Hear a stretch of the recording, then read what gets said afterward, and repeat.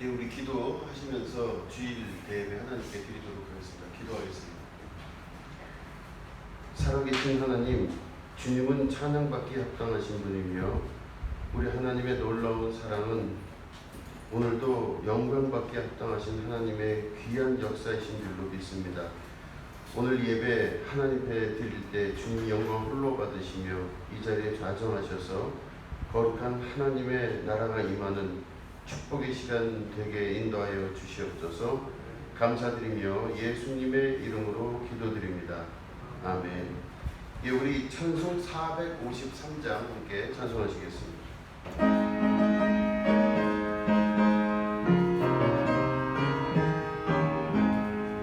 예수도 알기 원하네 그보다 넓은 은혜와 대속해 주신 사랑을 간절히 알기 원하네 내 평생의 소원 내 평생의 소원 대속해 주신 사랑을 간절히 알기 원하네 성령이 스승되셔서 진리를 가르치시고 거룩한 뜻을 깨달아 예수를 알게 하소서.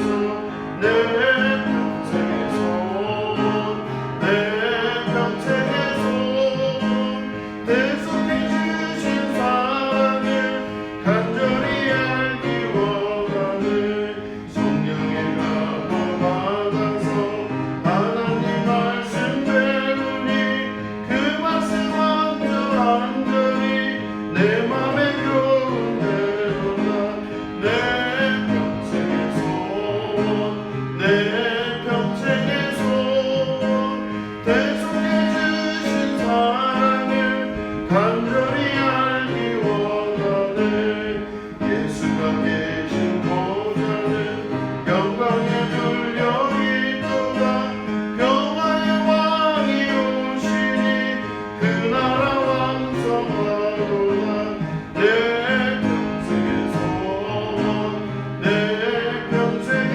소원 대속해 주신 사랑을 간절히 알기 원하네.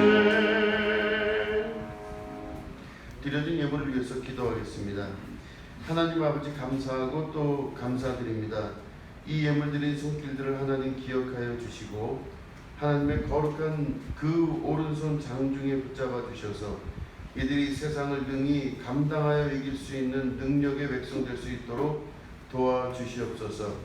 어떤 일이 있다 할지라도 그 영 안에 하나님의 거룩한 성령의 역사를 부어주셔서 이 모든 일을 승리하며 나갈 수 있도록 도와주시옵소서. 우리가 문제라고 생각한 것은 처음부터 문제가 아니었다는 우리의 믿음의 고백할 수 있도록 인도하여 주시고 승리하시는 주님 만나는 축복과 은혜의 자녀들 되게 하여 주시옵소서. 하나님께서 함께 하셔서 모든 일에 문제가 없는 능력의 백성들 삼아 주시고 하나님의 거룩한 이름의 성호에 찬양 드릴 수 있는 축복의 자녀들 될 수 있도록 도와주시옵소서. 강력한 힘과 이끄심으로 역사해 주셔서 모든 것 안에 합력하여 선을 이루는 축복이 있게 하여 주시옵소서. 감사드리며 예수님의 이름으로 간절히 축복하며 기도드립니다. 아멘. 예, 우리 하나님 말씀 함께 보시겠습니다. 호세아 6장 1절부터 6절에 있는 말씀입니다.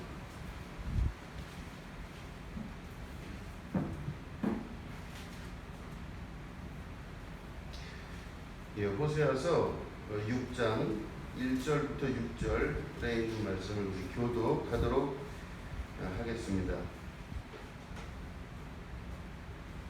오라 우리가 여호와께로 돌아가자. 여호와께서 우리를 찢으셨으나 도로 낫게 하실 것이요 우리를 치셨으나 싸매어 주실 것임이라. 여호와께서 이틀 우리를 살리시며 셋째 날에 우리를 이루시리니 우리가 그의 앞에서 사망하리라. 그러므로 우리가 여호와를 알자. 힘써 여호와를 알자. 그의 나타나심은 새벽빛같이 어김없나니 비와 같이 땅을 적시는 늦은 비와 같이 우리에게 임하시리라 하니라.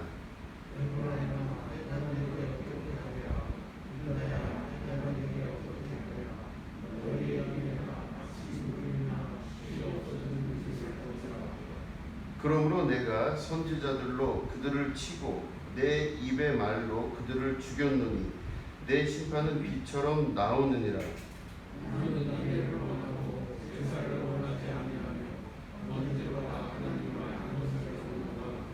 아멘. 예, 오늘은 하나님을 알자라는 제목 가지고 함께 말씀을 나누도록 하겠습니다. 호세아라는 이 선지자는 북이스라엘의 선지자입니다. 이제 하나님께서 그 호세아라는 이 선지자에게 아주 무리한 요구를 하십니다. 어떤 여인을 한 명 데려다가 결혼을 하는데 그 여인이 상태가 좀 안 좋다는 걸 말씀하세요. 근데 그 여인의 이름은 고멜이라고 하는 여인입니다. 그 고멜이라는 여인은 음탕한 여인입니다. 그래서 아주 음탕한 여인으로 유명한 여자인데 그 여자를 이 호세아에게 하나님께서 말씀하셔서 데리고 가서 같이 결혼하여 살아라 이렇게 말씀하십니다. 호세아는 그 하나님의 음성을 듣고 머뭇머뭇거렸겠죠. 그러다가 하나님에 대한 신뢰로 인해서 그 여인을 데리고 와서 결혼하여 같이 삽니다. 근데 아니나 다를까 그 고멜이라는 그 여인이 결혼했는데 결국은 또 이 음탕한 여인이 도망갑니다. 바람나서 도망가서 또 다른 남자들하고 또 오히려 이제 지내고 살게 되죠. 그러니까 호세아가 그 도망간 자기 부인을 잡으러 이제 쫓아갑니다. 쫓아가서 우리가 알고 있는 막 난리를 피거나 뭐 그런 거를 안 하고 어서 돌아오라 이렇게 얘기를 해요. 돌아오라, 우리 집으로 돌아와라, 다시 돌아와라. 아니 이런 일들을 보면서 저는 구약 성경 안에서 호세아라고 하는 이 인물을 왜 하나님께서 굳이 그렇게 택하셔서 그 한 인생에게 왜 그런 여인을 또 데려다가 살으라는 말씀을 하셔서 그렇게 왜 마음고생하고 어려운 일 당하면 살게 하셨는지 이게 과연 성경 안에 있는 이 내용이 우리에게 무슨 의미가 있는지 아주 고심스러운 겁니다. 그러니까 겉모양만 보면 그 하나님의 뜻을 이해도 못하겠고 그 하나님에 대해서 뭐 도무지 뭐 용납이 안 되는 사실은 그 장면이 이 안에 있는 나오는 내용, 호세아의 전체 내용입니다. 그런데 호세아의 이 내용을 여러 번 반복해서 또 읽고 또 주변 정황을 보고 하다 보면 왜 이런 일들을 우리에게 그 호세아를 통해서 말씀하시는지를 알 수 있게 됩니다. 그 이스라엘이요 하나님을 떠나서 이제 우상을 섬기고 이방 민족에게 자기 영혼을 팔아버리는 일들을 계속 반복적으로 합니다. 하나님은 이스라엘을 선택하셨기 때문에 이스라엘을 하나님의 자녀라고 생각을 하시고 그 거룩한 백성으로서 인정하고 그들을 이끌어서 하나님의 뜻을 이루려고 하셨는데 이스라엘 사람들이 살다 보니 그게 아니에요. 그래서 다 마음 뺏겨버리고 하나님과의 사랑, 하나님과의 관계가 중요한 게 아니라 다른 게 더 중요하게 생각이 들어버리는 겁니다. 그러니까 이스라엘 사람들이 하나님과의 관계를 잘 생각하고 어렵더라도 때로는 힘이 들더라도 잘 버텨나가서 그걸 이겨놔야 되는데 못 버티는 거예요. 그러다 보니까 이방 민족들이 믿고 있는 신이 진짜인 것 같기도 하고 우리보다 저 민족이 훨씬 잘 사는 것 같은데 그 이유가 이방 민족에서 섬기는 아세라라고 하는 신을 보니까 그 신 때문에 잘 사는 것 같고 우리는 하나님 여호와 하나님을 믿고 섬기는데 참 궁생맞게 사는 것 같고 근데 그러다 보니까 돈을 인생의 주로 여기다 보니 또 옆에 민족에게 가기도 하고 또 하나님을 저버리기도 하고 이런 일이 반복적으로 일어나는 거예요. 그러니까 결국엔 그 말은 뭐냐면 이스라엘의 마음이 바뀜에 대해 하나님께서 호세아 선지를 하나를 택해서 이스라엘 너희들 마음이 바뀌는 게 이렇게 바뀐다. 너희들이 음탕한 고멜과 같이 계속 밖으로 나다니고 진정으로 한 하나님을 섬길 줄 모르고 하는 것들이 그 안에서 일어나는 것이다. 이렇게 말씀하기 위해서 아마 호세아를 택하지 않았나 이렇게 생각됩니다. 물론 호세아 개인에게는 참 안타깝고 속상한 일이지만 호세아의 삶을 통한 그 역사가 기록으로 남아 우리에게 전달됐을 때 오늘도 우리가 우리의 삶을 다시 돌아볼 수 있게 되는 이제 바로 이 호세아를 읽을 때 그렇게 됩니다. 우리도 마음 뺏기면 딴 데로 자꾸 돌아다니고 싶잖아요. 이렇게 다른 데 마음, 돈에 마음 뺏기기도 하고 또 어떤 땐 자유로운 데 마음을 뺏기기도 하고 어떤 땐 이게 맞나 싶을 땐 또 다른 데로 또 마음을 뺏기기도 하고 이런 일들이 수도 없이 반복됩니다. 그렇기 때문에 한 마음과 한 뜻을 가지기가 쉽지가 않은 것이 신앙생활입니다. 그래서 시대가 변하고 또 환경이 변할 때마다 여러 가지 마음의 흔들림들이 우리 안에 나타나게 되는 것이죠. 근데 그럴 때마다 이 호세아를 우리가 읽으면 내 마음도 음탕한 여인 고멜과 같을 수 있겠구나라는 생각을 하게 되는 것이죠. 그런데 이 호세아서를 잘 보시면 이 호세아가 자기 부인 음탕한 여인 고멜에게 막 쫓아가서 막 이야기를 하는 그 장면 중에 이제는 그 마음을 가지고 이스라엘에게 이 선지자로서 이야기를 합니다. 너희들이 하나님을 좀 알아라 이렇게 얘기해요. 하나님을 알라. 그죠? 나는 인애를 원치 아니하고 제사를 원하지도 아니하며 번제 드리는 것보다 하나님을 알기를 원한다라고 호세아의 입을 통해서 이스라엘에게 말씀하십니다. 겉으로 보여질 때 제사를 많이 드리거나 번제를 많이 드리거나 인애를 많이 하게 되면 좋을 걸로 생각해서 이 이스라엘 사람들은 하나님은 제사를 좋아하니까 제사를 자꾸 드려야 되겠구나. 번제 같은 얘기지만 하나님은 번제를 드리기를 원하니까 계속 제물을 불로 태워서 연기를 올려보내면 하나님 좋아하시겠구나. 그래서 자기들이 생각할 때 번제와 제사와 인애를 자꾸 강조해서 그렇게 나아가게 되는 거겠죠. 근데 호세아 입을 통해서 하나님 말씀하시기를 나는 너희들이 드리는 제사보다 너희들이 드리는 번제보다 너희들이 그토록 자랑스럽게 생각하는 도덕, 율법, 그렇게 규정 이런 것보다 나는 너희들이 나를 알기를 원한다. 이 말씀을 호세아를 통해서 하시는 겁니다. 여러분은 하나님을 아셔야 될 줄로 믿습니다. 그분을 아는 일에 우리가 계속 가까이 나가게 되는 것이죠.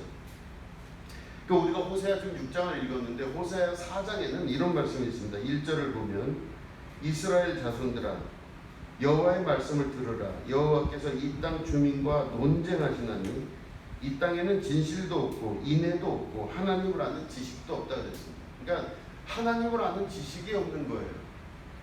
그러니까 하나님을 알고 싶지도 아니할 수도 있지만 하나님을 아는 지식 자체가 없는 겁니다. 그러니까 겉으로 보여지는 모습만 하나님을 섬기는 백성일 뿐이지 실제로는 하나님을 모르는 거예요. 자, 그러면 우리가 다시 호세아와 고멜과의 관계 안에서 보시면요. 고멜은 이 음탕한 여인 고멜은 자기 남편인 그리고 자기를 받아준 그 호세아를 진짜 사랑했을까요? 사랑하지 않았을까요? 모르죠. 그 사람 마음을 우린 몰라요. 고멜이 진짜 호세아를 사랑했는지 모르나 중요한 거는 고멜은 사랑을 몰랐을 가능성이 높다 이렇게 추정합니다. 자기 남편을 사랑하고 싶더라도 사랑을 몰랐을 수도 있어요. 자, 보면은 음란하다는 건 무슨 뜻이냐면요, 이 한 곳에 마음을 두지를 못하는 겁니다. 그죠? 이게 보면은 음란하다는 거는 이 사람에게 마음을 두지를 못하는 거예요. 그러니까 이 사람을 자기 남편인 호세아를 바라보고 있는데 음란한 마음이 들기 시작하면요, 자기 남편에게 마음을 두지를 못하고 다른 데 마음을 두기 시작해요. 또 다른 데가 보이기 시작하는 거죠. 그러니까 한 곳에 마음을 둘 줄 모르는 게 음란하다고 하는 표현을 사용합니다. 또 이 한 곳에 마음을 두지 못하는 이 고멜의 마음은 음란하다고 표현했는데 그건 바로 뭐냐면 자기 육체에 사로잡혔어요. 그러니까 자기만 생각하는 거예요. 앞에 있는 사람을 생각하는 게 아니라 자기에게 휘어잡혀 있는 겁니다. 자기 생각 안에 이렇게 휩싸여 있는 게 바로 음란하다는 겁니다. 그러니까 자기 생각 안에 자기를 중심으로 생각하는 게 있고 상대방을 이해할 수 없고 이해도 못하고 이해하고 싶지도 않아요. 자기에게 휩싸여 있을 때 곧 그 사람은 음란한 사람이 될 수밖에 없는 것입니다. 한 곳에 마음이 있지 아니하고 자기 중심으로 생각을 하다 보니까 앞에 있는 자기 남편인 호세아를 알 수가 없는 거예요. 그러니까 그를 사랑한다는 건 결국 뭐냐면요, 사랑하면 사랑할수록 그를 더 알게 되는 것입니다. 그의 마음을 알고 그를 알고 그곳에 마음을 두기 시작하면 그를 곧 사랑하게 되는 것이죠. 진짜 그를 사랑하게 되면요, 나만 생각하는 음란의 세계에서 떠나 그 앞에 있는 사람을 생각하는 사람으로 인생이 변하게 되어 있습니다. 상대방을 이해하고 상대방을 아는 것으로 변해요. 그리고 진짜 사랑을 하면요, 진짜 사랑을 하면 나를 중심으로 생각하지 않고 앞에 있는 사람, 내 남편을 중심으로 생각을 해요. 반대도 마찬가지죠. 나를 진짜 사랑하면요, 나를 중심으로 하는 게 아니라 내 부인을 먼저 생각할 수 있는 사람으로 그 인생이 변하게 됩니다. 점점 더 이 사랑의 깊이가 커지고 또 넓어지게 되면 나는 없어지고 앞에 있는 사람만 생각하게 되는 게 진짜 사랑이겠죠. 처음 들어보시는 내용이라는 진짜 사랑이요. 왜 진짜 사랑을 안 해보셨어요? 혹시 당황스러워요. 진짜 사랑을 하면요, 자기에 대한 생각이 점점 없어지고 앞에 있는 사람만 생각나요. 이게 진짜 사랑이에요. 근데 진짜 사랑을 안 하면요, 앞에 있는 사람 상관없어요. 자기만 생각해요. 이게 곧 음란한 고멜의 마음이었고, 또 이 음란한 고멜은 남편을 바라보는 게 아니라 자기 욕망과 욕구만 바라봐요. 그러니까 자기 중심적으로 생각하니까 그 고멜은 사랑할 수도 없고 사랑해본 적도 없고 사랑을 알지를 못한다, 이렇게 보는 것입니다. 그런데 그 모습이 이스라엘 모습과 똑같아요. 이스라엘이 어느 순간 되니까 하나님과의 관계 안에서 자기만 알아요. 그 자기 육체의 욕망만 알아요. 자기가 원하는 거, 자기 세계, 자기 중심적인 세계에서 나와 본 적이 없는 거예요. 그러니까 하나님을 알지는 못해요. 그렇기 때문에 아무리 하나님이 사랑한다 말할지라도 그걸 이해도 못하고 또 하나님을 어떻게 사랑하는지도 모르고 사랑이 뭔지도 몰라요. 그러다 보니까 지극히 자기중심적으로 살아가면서 언제든 앞에 있는 대상은 바뀌어도 된다는 생각을 하는 거예요. 하나님 아니어도 돼요. 내가 잘 살 수 있다면 굳이 하나님 아니어도 되고 거기다 뭘 갖다 놔도 다 되는 겁니다. 그러니까 이 음탕한 고멜이 결국에는 이스라엘의 모습이며 곧 그 이스라엘의 모습이 우리의 모습일 수도 있다는 생각을 우리는 항상 잊지 말아야 되는 것입니다. 그래서 호세아서 우리 아까 4장 1절을 잠깐 제가 말씀드렸는데 4장 6절에 보니까 이런 말씀하십니다. 내 백성이 지식이 없으므로 망한도다, 이렇게 말씀하세요. 내 백성이 지식이 없어서 망해요. 그러니까 다시 말해 우리 이스라엘이 지식이 없다는 게 공부를 잘하거나 뭐 어떤 학습 능력을 말하는 게 아닙니다. 하나님을 몰라요. 사랑이 뭔지도 몰라요. 오로지 자기중심적인 생각을 하다 보니까 뭐가 사랑인지 뭐가 하나님인지를 아무것도 몰라요. 그러니까 그 사람이 망하는 이유를 명확하게 말씀하시기를 이 백성이, 내 백성이 지식이 없어서 망한도다. 다시 말해 하나님을 알지도 못하고 사랑을 알지도 못하고 사랑에 대한 개념 자체도 없고 어떻게 해야 될지는 몰라요. 오로지 자기중심적으로만 생각해요. 그러니까 하나님 한 분을 사랑하고 그 한 분에게 집중하는 게 아니라 끊임없이 아세라 신상을 쫓아다니기도 하고 이방에 있는 우상들을 다 쫓아다니며 그게 내 인생의 하나님인 것처럼 살아가는 것. 그게 곧 이스라엘의 음탕함과 또 고멜의 음탕함과 같은 맥락이라고 하는 것입니다. 그리고 보시면은 이 마음을 한 곳에 두지 못하고 계속 우상들을 쫓아가는 그 음탕한 고멜의 역사가 신약 성경 안에서도 또 그렇게 말씀을 하십니다. 뭐라고 말씀하시냐면 진짜 하나님을 아는 일에 힘을 써야 된다 그렇게 말씀을 하세요. 보면은 요한복음 17장에 보시면 이런 말씀이 있습니다. 영생은 곧 유일하신 참 하나님과 그가 보내신 자 예수 그리스도를 아는 것이니라 이렇게 말씀합니다. 그러니까 영원한 생명은 바로 뭐냐면 그를 보내신 자 예수 그리스도를 아는 게 곧 영생이며 구원이라고 얘기를 하고 있는 겁니다. 요한복음에서는. 그러니까 예수님을 알지 못하는 거예요. 다시 말해 구원받았다고 하는 건 바로 뭐냐면 예수님을 아는 자가 곧 구원받는 겁니다. 근데 예수님을 아는 자는 곧 누가 아는 거냐? 예수님을 사랑할 줄 아는 자가 예수님을 아는 자예요. 그죠? 자, 누군가를 안다고 하는 것. 그죠? 누군가를 안다고 하는 건요. 그를 사랑할 수 있는 전제 조건이 됩니다. 그를 알지 못하면 사랑을 못해요. 그죠? 그를 계속 안다는 것은요. 그 사람과의 계속된 관계가 오래도록 지속될 때 그 사람을 그때쯤 알게 돼요. 그러니까 어떤 사람을 사랑한다고 하는 건요. 그 사람을 알아간다는 게 진짜 사랑이에요. 계속 알아가는 거예요. 1년 동안 알아가고 2년 동안 알아가고 그럼 서로 다투기도 하고 어떤 때는 서운해서 삐지기도 하고 며칠 동안 안 보기도 하고 또 다시 만나고 하는 그 과정들을 겪어가면서 상대방을 점점 알기 시작해요. 알아가는 거지. 그러면 그를 안다는 것은 곧 그를 사랑하게 된다는 뜻입니다. 아, 그 사람이 그렇구나. 그러면 그 사람을 알게 되기 때문에 그를 사랑하는 거예요. 그래서 성경에서는 그를 안다는 것, 그 예수 그리스도를 안다는 것은 곧 예수 그리스도를 사랑하게 된다는 것을 말합니다.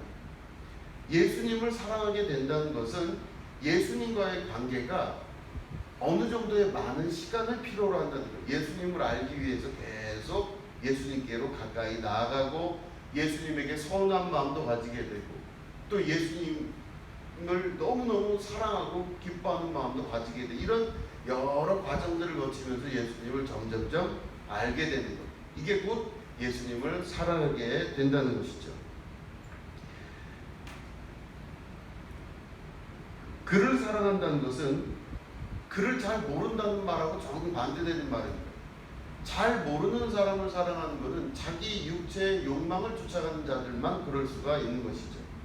자기 중심적으로 생각하고 자기만 생각해서 살아가는 사람들은 앞에 있는 대상을 사랑할 줄 모르고 사랑할 수도 없게 됩니다.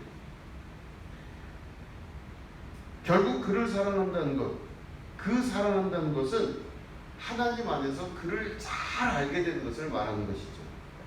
로마서 8장 28절에 보면 이런 말씀이 있습니다. 우리가 알거니와 하나님을 사랑하는 자, 곧 그 뜻대로 부르심을 입은 자들에게는 모든 것이 합력하여 선을 이루느니라 이런 말씀이 있어요. 우리가 그 뒤에 말씀은 너무 잘 기억하시죠? 부르심을 받은 자들에게는 모든 것이 합력하여 선을 이룬다. 이제 이 말을 너무 행복하죠. 우리는 뭐라고 우리는 알고 있냐면 야, 내가 지금 어려운 일을 당해도 이게 결국에는 합력하여 선을 이루겠구나. 그러니까 내 인생 전체를 봤을 때 마지막은 승리가 있겠구나. 아, 모든 게 다 이렇게 어려운 일, 괴로운 일, 힘든 일이 합해져서 잘 되는 일 가운데로 하나님이 이끄시겠구나. 이거를 우리 뒷부분에 대해서 되게 감사하고 마음속에서 이 말씀을 많이 외우시기도 하고 그래요.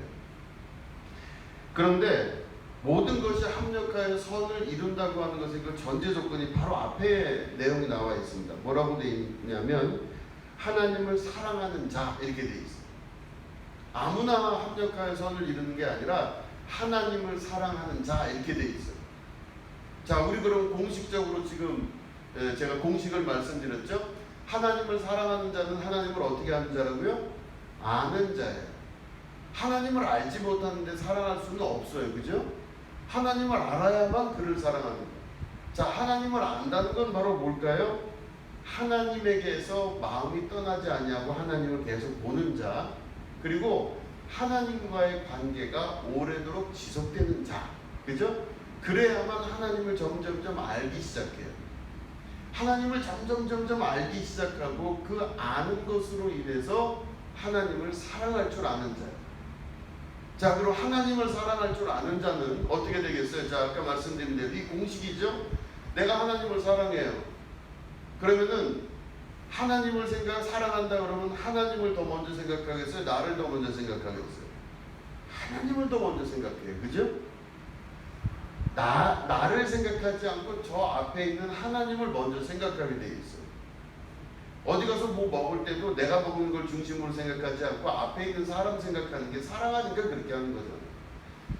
앞에 있는 사람을 사랑한다 그러면 그 사람을 먼저 생각해요. 내가 아니에요.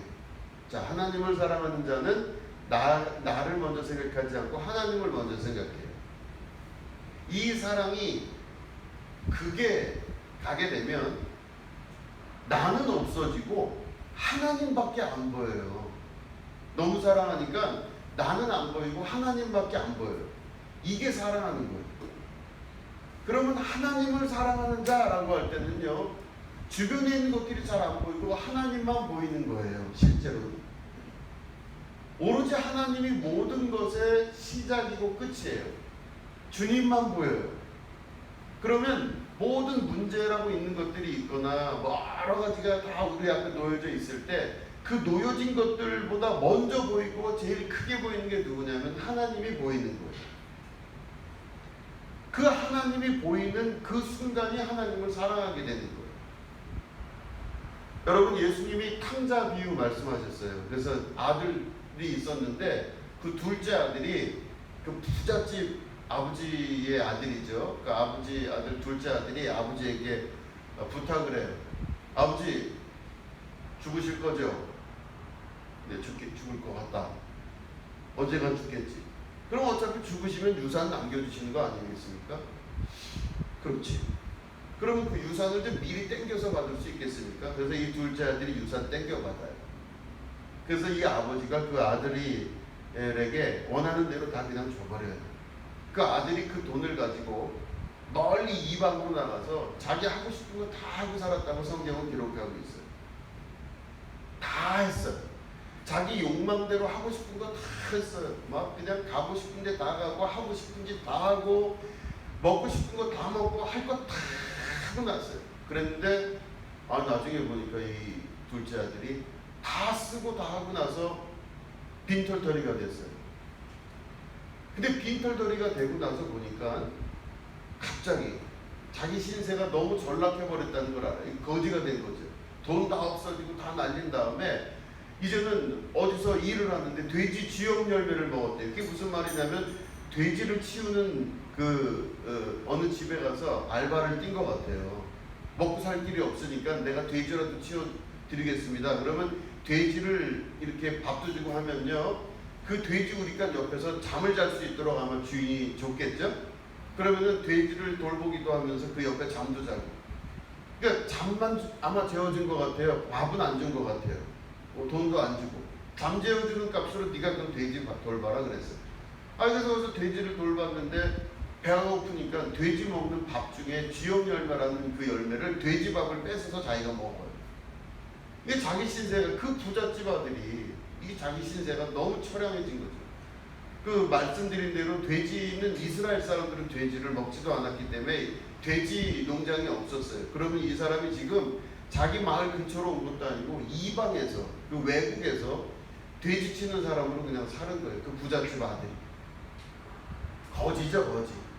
길바닥에서 잠을 못 자니까 돼지 우리가 옆에서 잠을 자는데 거기서 있다가 갑자기 이 아들이 모든 게 다 무너지는 순간에 자기 아버지의 집이 떠오르고 아버지가 떠오르기 시작했어요. 우리 아버지는 부자인데 우리 집에서 그냥 허름하게 일하고 있는 그 친구들도 나보다 훨씬 좋은 옷 입고 나보다 훨씬 좋은 데서 잠을 자고 밥도 먹을 수 있는데 우리 집에서 종으로 부리는 사람보다 내가 더 못한 존재가 됐구나, 이걸 알아요.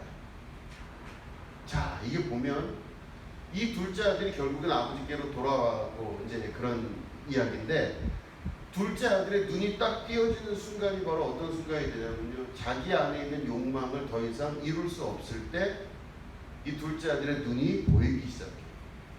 그전에는 자기 욕망을 불태우기 위해서 수많은 재료들이 있었죠. 돈을 가지고, 그 유산을 가지고 그 욕망을 불태우기 위해서 그냥 가버린 겁니다. 그러니까 욕망의 화신이죠.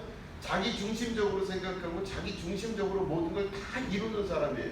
그러니까 이 둘째 아들이 결국에는 그 욕망을 불태우기 위해서 아버지의 죽음을 전제로 해서 그 유산을 받고 그걸 간 거예요. 그리고 자기 욕망이 다 불탈 때까지 그냥 막 살아버리는 겁니다. 자기는. 근데 더 이상 그 재료가 사라지게 되고 욕망을 불태울 수 있는 근거가 다 없어지기 시작할 때, 자기의 현실이 너무 초라하기 시작했을 때 그 사람 눈에 누가 보이냐? 그때부터 진짜 아버지가 보이기 시작해요. 욕망이 사라진 다음에 나타나는 진실의 무엇인가가 나타날 때 그때가 바로 뭐냐면 아버지를 아는 것입니다. 똑같은 아들인데 이 아들이 아버지 유산 받고 나오기 전에는 그 아버지가 안 보였던 거죠. 그 아버지가 안 보였어요. 우리 아버지는 뭐 그냥 부잣집인 건 나도 알겠고 언젠가 또 돌아가실 양반 아닌가. 그냥 돌아가시니까 뭐 그 돈 미리 받아다가 땡겨서 내가 사는 것도 문제가 없겠지. 그러니까 그때는 그 아버지의 진짜가 보이지가 않은 거였었어요. 그냥 아버지는 그냥 돈 받는 아버지라는 생각으로 끝. 그랬는데 이 둘째 아들이 자기의 욕망이 다 으스러지고 무너지고 난 이후에 진짜 자기 아버지가 보이기 시작해요. 그러면 이 둘째 아들이 알고 있던 그 옛날 아버지와 욕망이 사라진 다음에 보여지는 아버지는 너무 차이가 큰 아버지예요. 옛날 아버지는 돈 많아서 그냥 뭐 살다가 유산 나한테 남겨줄 정도의 아버지였지만 진짜 아버지는 바로 어떤 아버지냐면 거지같이 망해서 돌아온 이 아들 자기를 신발도 신지 않고 쫓아나와서 껴안고 그 아들에게 입 맞추면서 새로운 옷으로 갈아입히고 잔치를 벌이는, 용서하고 이해하고 받아들이는 아버지를 아는 거예요. 욕망이 사라지고 실패했지만 비록 자기 인생에서 그런 어마어마한 일을 겪었지만 그걸로 인해서 진짜 아버지를 알게 되는 거예요. 그때부터 이 둘째 아들은 진짜 아버지를 알므로 말미암아 자기의 인생이 바뀌고 삶이 바뀌고 방향이 바뀌었을 거예요. 그 아버지께 돌아오기 위해서는 자기라고 하는 자기 존재, 욕망이라고 하는 존재가 다 무너지고 없어질 때부터 그 아버지가 진짜로 보이는 겁니다. 고멜이라는 여인이 진짜로 이 여인이 자기의 음탕한 마음을 버리기 시작했다면, 이게 다 없어졌다면 그때부터 자기 남편 호세아가 보였을 겁니다. 자기 뜻과 의지, 육체의 기본을 둔, 기초를 둔 자기 욕망에 사로잡혀서 그 불덩어리 안에서 살았던 이 고멜이라는 여인이 그것만 사라졌어도 자기 남편이 진짜로 보일 거예요. 얼마나 좋은 남편이에요. 얼마나 위대한 남편입니까. 얼마나 그 사랑이 대단한 남편 호세아입니까. 근데 그 호세아를 보지 못하는 이유가 뭐냐면 자기에게 속해 있어서 자기 중심적 생각하고 자기밖에 모르는 그런 사람이기 때문에 호세아를 알지도 못하고, 그러기 때문에 호세아를 사랑할 줄 모르는 자예요. 안타까운 거죠. 그 로마서 8장 28절에는 우리가 알거니와 하나님을 사랑하는 자, 곧 하나님을 사랑하는 자는 그를 아는 자라 그랬잖아요. 그죠? 그를 아는 자는 그의 뜻대로 부르심을 입은 자라고 되어 있어요. 다시요. 하나님을 사랑하는 자, 곧 그의 뜻대로 부르심을 입은 자예요. 원어 분석을 잘 해보면 어떤 뜻이냐면요, 하나님을 사랑하는 자, 곧 그의 뜻대로 부르심을 입은 자. 그전에는 하나님이 부르시면 안 쫓아가요. 하나님이 이렇게 이리 오라 그러면 안 가요. 하나님은. 나도 내 삶이 있고 내 인생이 있는데 뭐하러 거기 가서 그렇게, 그렇죠? 그냥 나 중심으로 생각하니까 하나님과 내가 서로 그냥 이만큼 내 돈은 이만큼 가져가고 뭐 그 정도 삶이에요. 하나님이 나를 요만큼 사랑하시니까 그래서 나도 이 정도 나가줘야지. 서로 밀고 당기는 밀당의 하나님이었겠죠. 그런데 하나님을 잘 모를 때는 그냥 그렇게 사는 거예요. 자기 중심적으로 살고 자기 내면적, 자기만 생각하고 사니까 그게 답니다. 그러면 그 하나님을 그렇게 하기 때문에 내가 필요할 때는 하나님이 될 수도 있지만 내가 필요 없을 때는 잠깐 눈을 딴 데 돌려도 된다고 생각하는 거예요. 그런데 하나님을 알면 알수록, 하나님을 사랑할수록 어떤 사람으로 변하냐? 하나님을 사랑하는 자, 곧 그 뜻대로 부르심을 입은 자가 돼요. 이게 무슨 말이냐면 언어 분석을 하면 그냥 끌려다니는 거예요. 하나님이 오라 그러면 오고 하나님이 저쪽으로 가시면 나도 같이 가는 거예요. 그러면 이 사람은 생각도 힘도 아무것도 없는 것 같아요. 진짜 사랑하면요, 진짜 사랑하면 그 사람이 무엇을 하든 그 사람이 가는 대로 다 쫓아가고 그 사람이 하자는 한 대로 다 하게 돼요. 이게 진짜 사랑이에요. 그럼 진짜 사랑하면 자기를 중심으로 생각을 못해요. 오로지 그 사람만 보이기 때문에 그 사람에게 질질 끌려다니는, 어떻게 보면. 그러면 내가 사랑하는 대상이 내가 사라진 상태에서는 결국엔 내가 그에게 완전히 다 속해 있어요. 그럼 그 사랑하는 하나님이 그 앞에 있는 대상이 나를 끌고 가는 거예요. 그러면 사랑하는 자, 곧 그의 뜻대로 부르심을 입도록 자기를 내던진 자가 모든 것이 합력하여 선을 이룬다라는 뜻이죠. 그죠? 근데 우리의 이 에고라고 하는 존재는, 이성적 결단을 하는 존재들은요, 다 자기 생각대로 살아요. 다 자기 경험이 있거든요. 내가 몇 번 살아봤더니, 몇 번 살아본 게 아니죠. 내가 살아봤더니 이건 아니고 저건 이렇더라라고 자기 나름대로 결론이 있어요. 굉장히 지혜롭다고 스스로 생각해요. 그래서 하나님과 경쟁을 하거나 하나님과 대결 구도를 만들기도 하고 내 중심 생각 절대 안 버립니다. 쉽게 하나님 앞에 안 빠져요. 내가 쉽게 빠질 것 같아요? 안 빠져요. 나도 나름 계산하면서 사는 사람인데 그렇게 쉽게 안 빠지죠. 무슨 하나님한테 이렇게 쉽게 빠지겠습니까? 그러니까 나 따로 있고 하나님 따로 있어요. 서로 분리된 존재가 돼요. 그러면 나와 하나님은 항상 분리된 존재로서 하나님이 이렇게 말씀하시면 내가 생각해 봤다가 결정하고, 하나님이 이리 가자 하시면 생각해 봤다가 결정을 하는 거예요. 그래서 하나님 말씀 잘 안 따라요. 내 인생은 내 인생이고 하나님 인생은 하나님 인생 삶이에요. 그냥. 그러니까 나와 하나님이 항상 분리되어 있다 보니까 나와 하나님이 분리되어 있으니까 서로를 알지 못하는 거예요. 같이 있어 본 적이 별로 없고 필요할 때만 서로 만나기 때문에 하나님을 잘 모르는 겁니다. 알긴 알죠. 그 겉으로 보여지는 일반적인 부분은 알아요. 아, 이렇더라라고 하는 건 얼추 알지만 진짜 그를 알지는 못해요. 하나님 모르는 겁니다. 잘 몰라요. 본인은 안다고 착각하고 있지만 실제는 몰라요. 그래 본 적이 없는 거죠. 그러니까 자기 중심으로 생활하고 내 생각, 이거 내 인생은 내 인생이니까 하나님은 하나님이고, 그래서 둘을 분리해 놓다 보니까 영원히 하나가 되지 못해요. 근데 우리가 아시겠지만 예수님은 우리의 신랑이라고 그러고 우리는 예수님의 신부라고 돼 있습니다. 예수님이 신랑이시고 우리는 신부라고 돼 있어요. 그 천국 잔치에 우리가 초대를 받을 때는 예수님이 신랑이고 내가 신부가 돼요. 그러면 신랑과 신부에게 분명한 건 바로 그냥 둘이 한 몸이 될지니라 그랬습니다. 예수님이 나고 내가 곧 예수님이 돼야 돼요. 예수님이 내 안에, 내가 곧 예수님 안에 있게 되는 거예요. 이게 둘이 한 몸이 되는 거예요. 그럼 둘 중에 하나가 없어져야만 이게 가능하구나. 그죠? 이제는 일심동체가 되는 겁니다. 같은 몸과 같은 마음으로 살아가는 거예요. 이게 진짜 사랑에서 이루게 된 결실을 말하는 거죠. 내 생각 따로 있고 예수님 생각 따로 있다면 이건 서로 떨어져 있기 때문에 영원히 하나가 될 수가 없어요. 그런데 나와 예수님이 신랑과 신부의 관계라면, 내가 신부고 예수님이 신랑이라면 둘이 한 몸이 되는 게 맞고, 그렇다면 한 몸이 되기 위한 중요한 핵심은 바로 뭐냐면 내가 그를 진짜 알면 돼요. 내가 예수님을 진짜 알고 그리고 예수님을 진짜 사랑하면 되는 겁니다. 그럼 어떻게 사랑을 하는 거냐? 어떻게 사랑을 하는 거냐? 어느 순간인가 그를 점점 알기 시작하고 여러 과정을 거쳐서 그 예수님을 알고 하나님을 알고 예수님을 아는 지식이 충만해지고, 그럼 그 지식이 뭐냐? 앞에 있는 하나님을 대상체로서 인식하는 게 아니라 내가 지금 하나님을 사랑하는 걸 어떻게 알게 되냐면요, 내가 그분에게 훅 빠져 있을 때 내가 그 하나님을 알고 그 하나님의 지식 가운데 그리고 하나님의 사랑 가운데로 들어가 있다고 볼 수 있는 거예요. 그러면 하나님의 사랑 가운데로 들어가면 어떤 일이 벌어지냐면 나는 없어져요. 그분만 보여요. 그분만.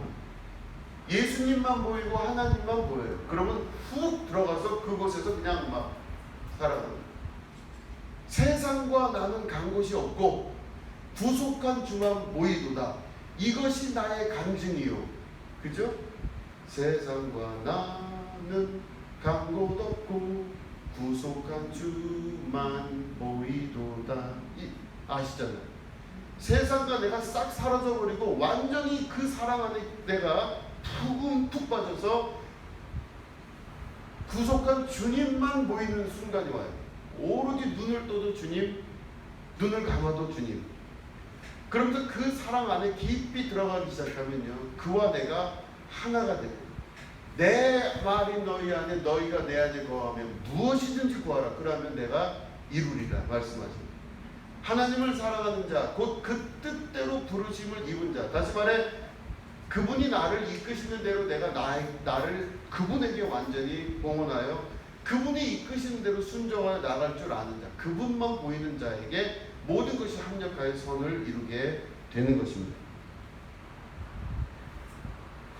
둘이 사랑한다고 할 때는요, 진짜 사랑하게 되면 어떤 일이 벌어지냐면 거기는 제약이 없어져요. 진짜 사랑하는 사람은요, 국경을 초월하고 그 모든 조건을 다 초월해서 사랑하는 겁니다. 그렇기 때문에 사랑 앞에는 모든 게 다 없어져 버려요. 제약이 없어져요. 그죠? 그러면 사랑은 영원하다고 얘기를 하고 사랑은 제약이 없어요. 한계가 없어요. 그죠? 사랑은 제약이 없다는 것은요, 둘 사이에 어떠한 막힘이 없어요. 하나도 막힘이 없어요. 그렇기 때문에 내가 앞에 있는 우리 예수님을 보게 되면요, 예수님이 곧 내가 곧 예수님처럼 돼요.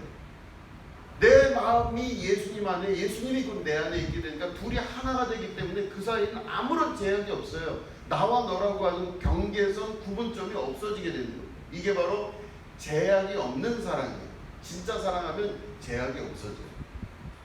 그 안에 들어가면 어떤 일이 벌어지냐면 하나님의 사랑 안에 들어가면 하나님의 영원성 안으로 들어가기 시작합니다. 여러분, 영원성이 뭔지 아세요? 영원하다.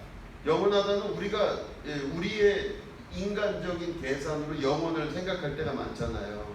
영원.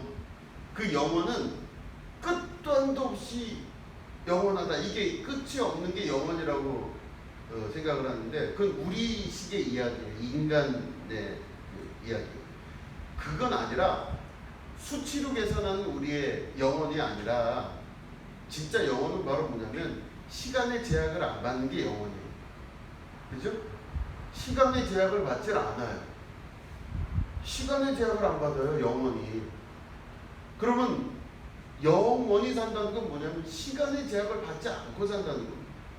이게 영원하다는 뜻이에요.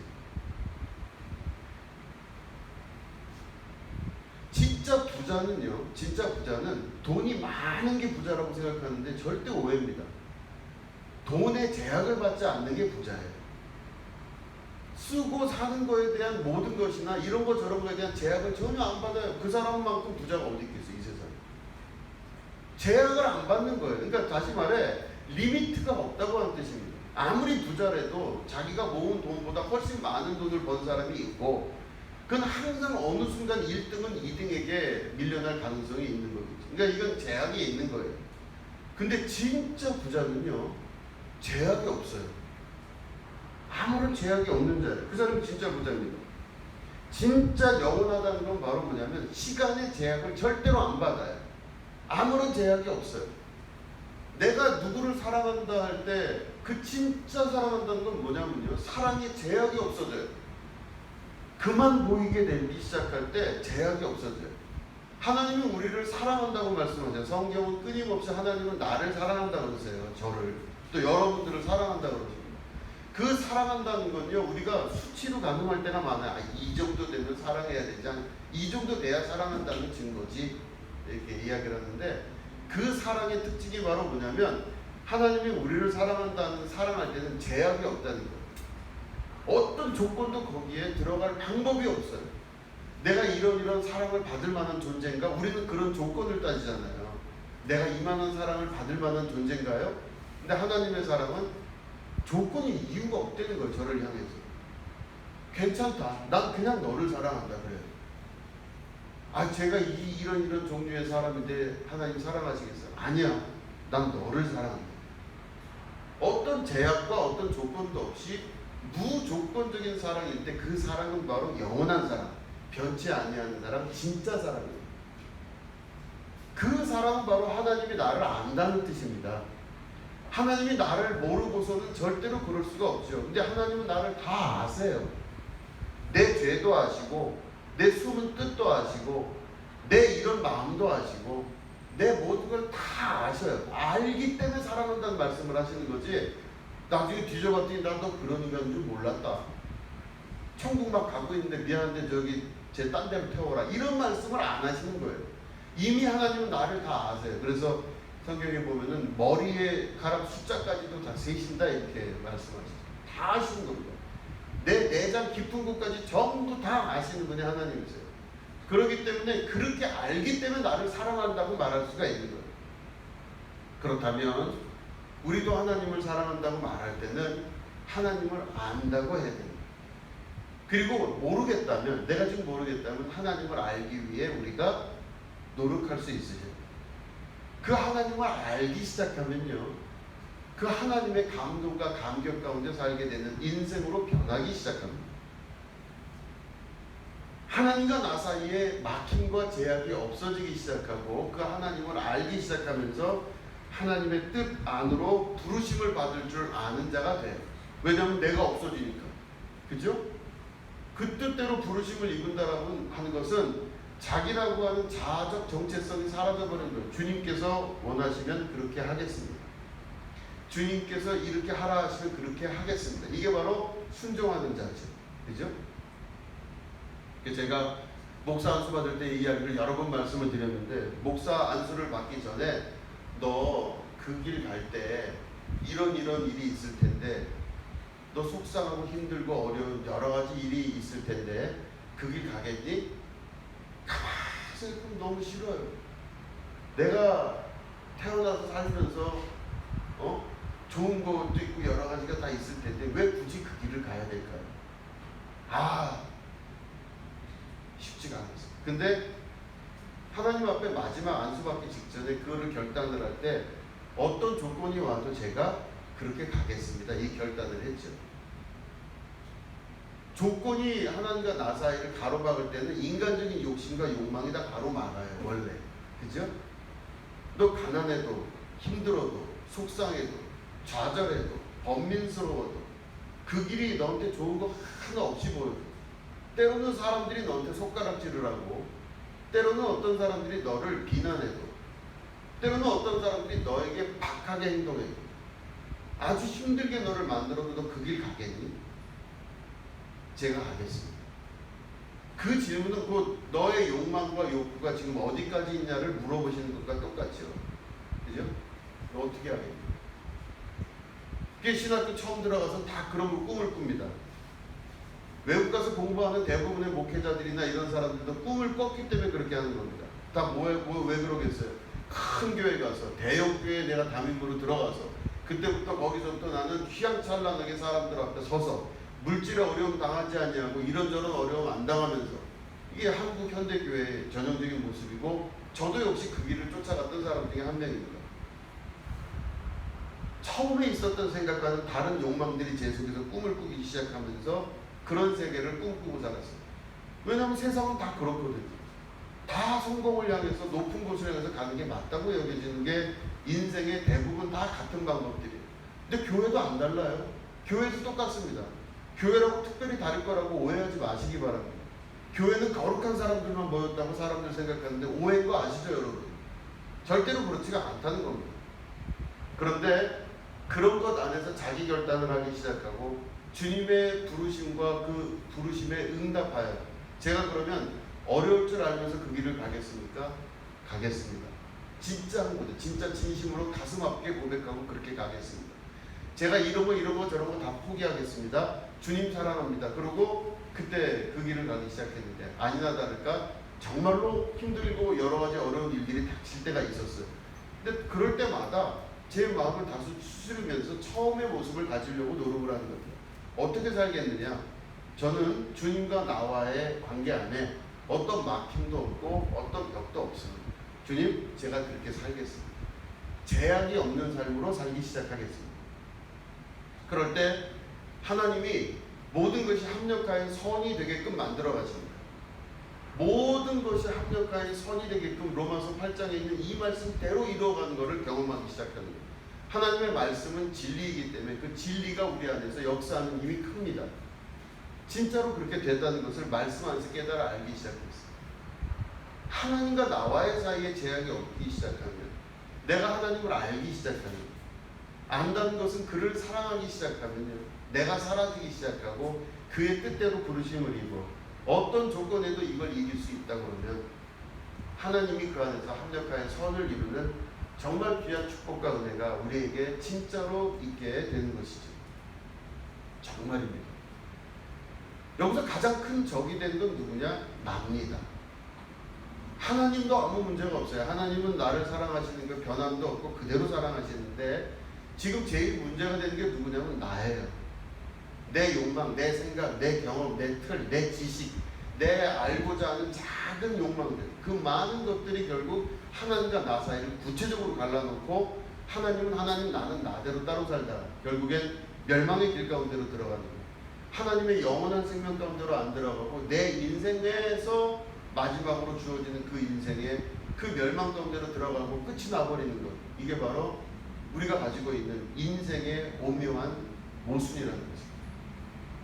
자기 자신을 십자가에 매달고 예수님을 따라오려고 하든 자기를 부인하고 자기 십자가를 메고 나를 쫓으라 하시는 그 주님의 음성을 기억하시고, 우리를 죽이기 위해서 우리를 택하신 게 아니라 영원히 살게 하기 위하여 우리를 택하신 주님, 우리를 복주고 행복하게 하고 하나님의 자녀로 우리를 삼아주시기 위해서 이 역사를 이루신 하나님, 그분은 우리에게 더 좋은 걸 주기 위해서 그런 제안을 우리에게 하시는 겁니다. 이스라엘을 골탕 먹이기 위해서, 힘들게 하기 위해서, 이스라엘을 정말 괴롭게 하기 위해서 이스라엘 택해서 맨날 벌만 주는 하나님이 아니라 이스라엘을 사랑하셔서 그를 복주고 그를 통하여 그리스도가 나게 하시며 그를 통하여 세상의 모든 것 안에 빛과 소금이 되게 하시고 배에서 생수의 강이 넘쳐남으로 죽어가는 많은 사람들 먹일 수 있게 하시는 그 하나님의 뜻이 그 안에 있다는 걸 믿으신다면 오늘도 나를 향한 모든 것의 마지막 승리, 하나님의 역사, 그 하나님을 진짜 우리가 알게 되고 그걸 통하여 하나님을 사랑하는 자가 되어 내가 없어지고 주님만 바라볼 줄 아는 자로 인생이 변하게 되는 것입니다. 그렇기 때문에 주님만 사랑하시게 되기를 축원합니다. 주님만 사랑하고 주님을 알기를 원하는 여러분 되기를 축원합니다. 계속 하나님을 아는 방식으로 여러분 나아가셔야 하나님의 나라가 여러분들 안에 실제 임하게 되는 축복을 경험하게 되는 것이죠. 그러기 위해서 나 자신이 주님 앞에 순종하는 역사, 나 자신이 없어지는 역사를 경험하게 될 때 하나님의 나라가 실제로 여러분들 안에 임하기 시작합니다. 이런 축복과 은혜, 영원한 제약 없는 하나님의 역사가 여러분들에게 임하시게 되기를 주님의 이름으로 축원합니다. 기도하겠습니다. 하나님 아버지 감사합니다. 우리가 주님을 알기를 원하며 주님을 더욱더 사랑하기를 원합니다. 나 중심적인 생각을 버리고 하나님 중심의 생각하기를 원합니다. 나는 없어지고 주님만 바라볼 줄 아는 자가 되어 진짜 내가 새롭게 태어나는 새 생명의 기쁨 누리기 원합니다. 주님, 우리가 이 말씀 안에 다시 태어나 주님만 바라볼 수 있는 축복의 자녀 될 수 있도록 인도하여 주시옵소서. 지금은 우리 구주 예수 그리스도의 은혜와 하나님 아버지의 지극하고 무궁하신 사랑과 성령님의 감화감동 축복교통 역사하심이 오늘 예배 가운데 함께하는 주님의 거룩한 백성들 위에 지금부터 영원히 함께하시기를 간절히 축원하옵나이다. 아멘.